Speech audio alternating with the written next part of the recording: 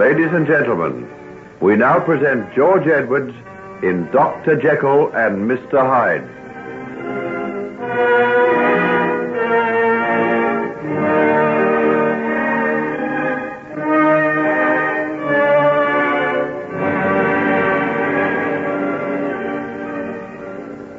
Are you serious?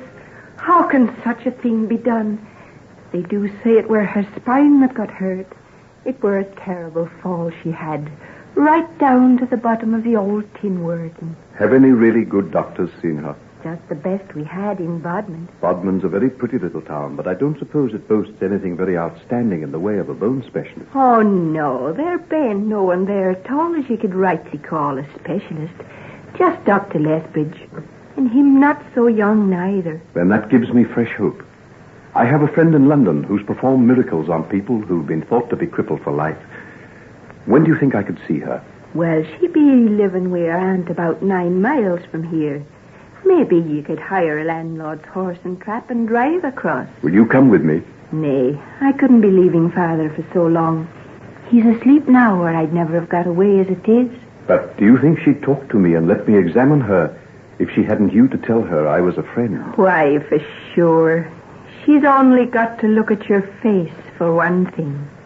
Is it a face that you would trust, Hester? It's a face the like of which I've never seen afore.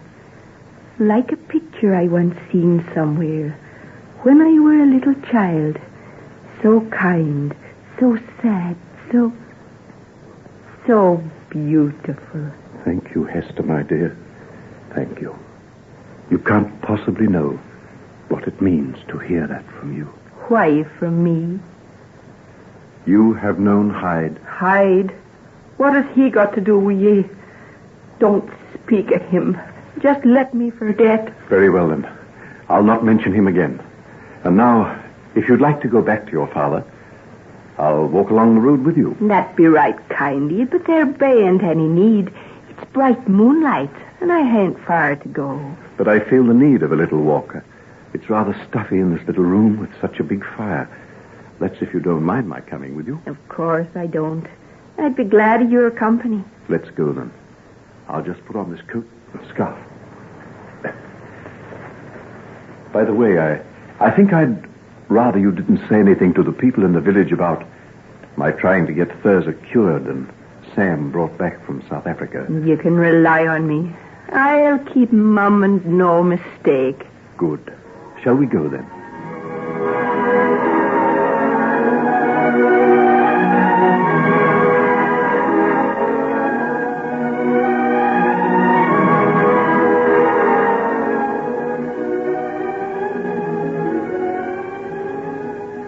Herza, I want you to trust me. I've come all the way from London to try and help you, but without your assistance, I can't do anything. Why should you be troubling yourself about me, Dr. Jekyll? Well, that's a question I can't answer. But does it really matter? I've heard your story. In a curious way, I'm compelled to hold myself responsible for things that Hyde did. I want to try and put them right. Isn't that enough?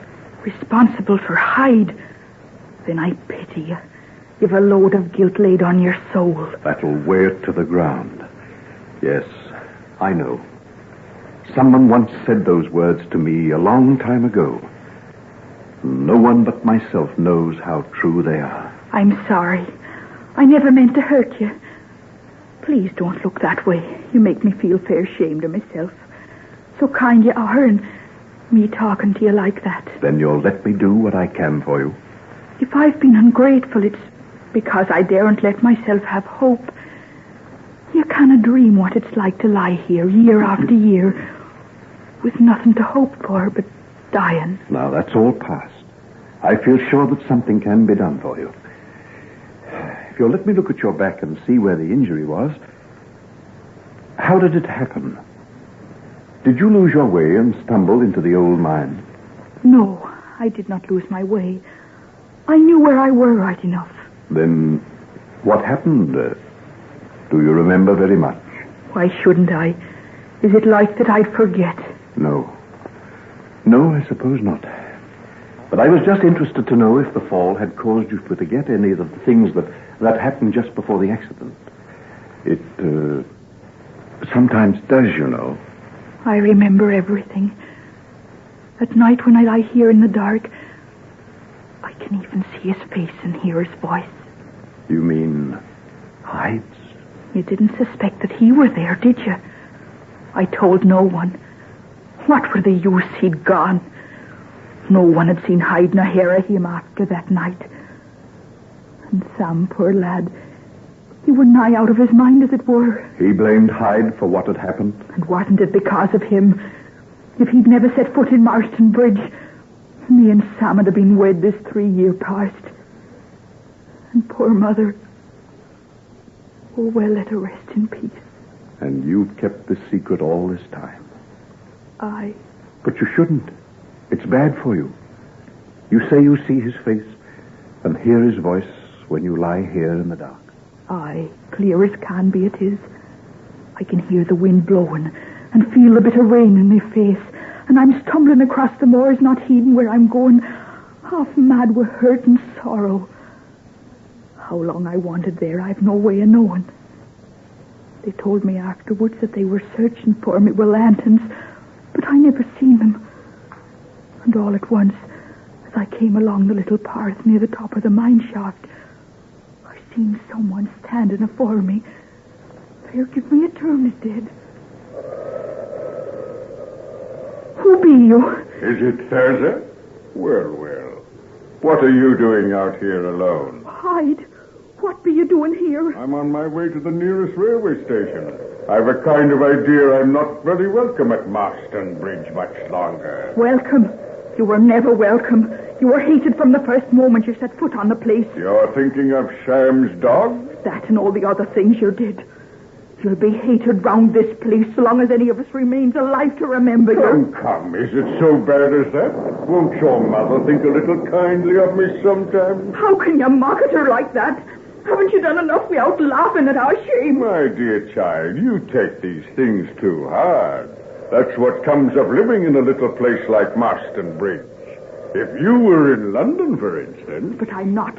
I'm in Marston Bridge. And I've got to live there the rest of my life and suffer the punishment that you've brought on us. What punishment will you have to suffer?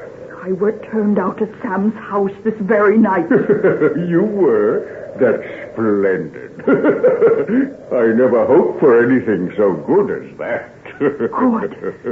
Is that what you call good? Broken hearts and broken lives. Have you no pity, no mercy at all in that heart of yours? Pity and mercy, not a grain of it. Don't you know what I am? I'm evil, pure evil. Never before in the entire history of man has there ever been another creature like myself. Hell itself has nothing to rival me. You're mad. I can tell it. It's too dark to see your face, but I can guess the way it looks. It's not a pleasant face, is it? No one likes my face. I love to see the way they shudder and turn sick. How would you like to have it close to yours, my dear? How would you like to feel my cheek against yours? Don't stop it. Get away from me. Oh, let me pass. Not till you've given me a kiss. Do you think it was your mother I really wanted? No, it was you. You beast, you fiend. Let go of me. I'd die before I... Oh, no, you wouldn't. Life is very sweet, my child, and what's a kiss? Soon over, and you'll find it's not so bad. Come now, be sensible. Never. If you knew the way I hate you. Then I'll take it for myself. I'd have let you off lightly if you'd been civil. Now you'll pay dearly for the things you've said. No, I will not. No, you won't. You little vixen, sink your teeth into me, would you? Oh, so you got away. Look out. Where are you going? Mind the edge of the cutting. Mind. Gone. She's gone. Little fool. Sam Trelawney's dog. That brute hates me. I'd better go, or he'll be on my tracks. Let's see. What way? There's a glimpse of the moon. I'll have to keep it on my right, and then I'll strike the road. Where's my stick and bag? There they are. That's good. That's very good. The ground is stony here. No one will see my footsteps. They'll never know that anyone was here besides the girl. That's good. That's good.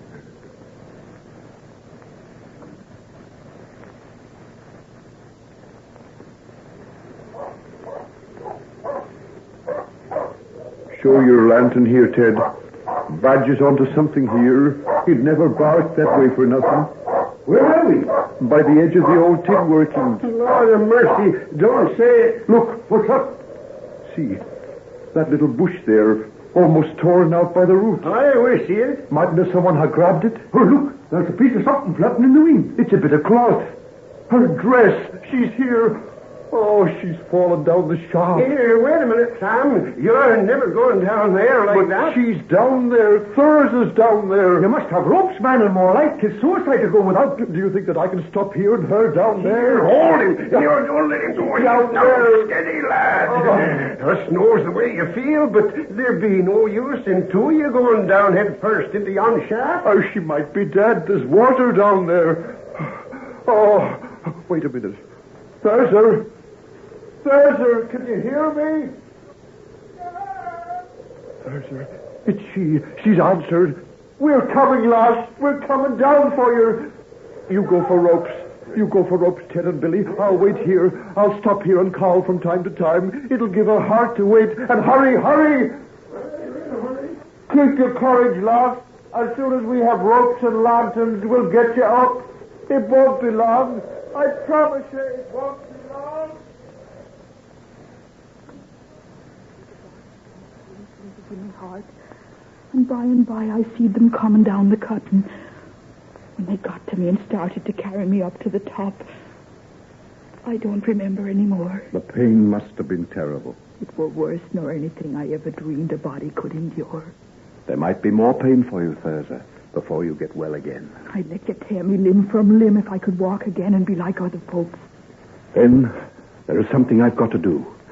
You shall walk through Marston Bridge and back to your own home, and then perhaps you'll not lie in the dark anymore and see the face of Edward Hyde.